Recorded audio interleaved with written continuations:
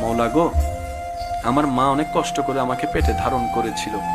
আমি যখন পেটে ছিলাম আমার মা ঘুমাতে পারেনি, বমির জ্বালায় খেতে পারেনি, গন্ধ খাবারের, ভালো খাবারের গন্ধ পর্যন্ত সইতে পারেনি আমার মা। আমাকে দুনিয়াতে আলো দেখাতে গিয়ে ভালো করে হাঁটতে বসতে আমার মা পারেনি। রাতের ঘুমকে আমি নষ্ট করে দিয়েছি।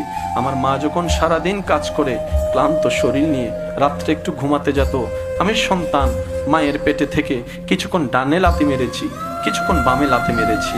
আমার সে লাথির যন্ত্রণায় আমার মা ব্যথা পেলেও কখনো উ শব্দ করেনি। আমার বাবার ঘুমটা ভেঙে যাবে বলে, আমার দাদির ঘুম ভেঙে যাবে বলে, আমার নানির ঘুম ভেঙে যাবে বলে বুঝতে দেয়নি।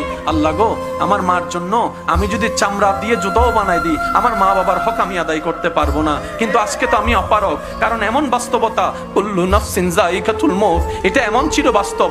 চোখের সামনে থেকে সন্তানকে আজরাইল যখন নিয়ে যায়, মালাকুল মউত যখন নিয়ে যায়, কারো ধরে রাখার ক্ষমতা থাকে না। আল্লাহ গো, আমার মা এতদিন আমার কাছে ছিল, দূরে থাকলো মাটা বাবাটা আমার কাছে ছিল, সন্তানটা আমার কাছে ছিল।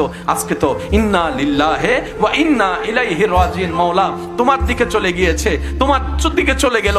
আল্লাহ, আমার মার জন্য আমি কিচ্ছু করতে পারি নাই, বাবার জন্য কোনো অবদান রাখতে পারি নাই, সন্তানের কোনো সেবা করতে পারি নাই। আল্লাহ, আমি দোয়া করছি সন্তান হয়ে, আল্লাহ আমার মা আমার বাবাকে তুমি ভালো রাখিও, শান্তিতে রাখিও, দয়া করিও সেরকম যেভাবে আমার উপর দয়া করেছিল, মায়া করেছিল ছোট্ট অবস্থায়।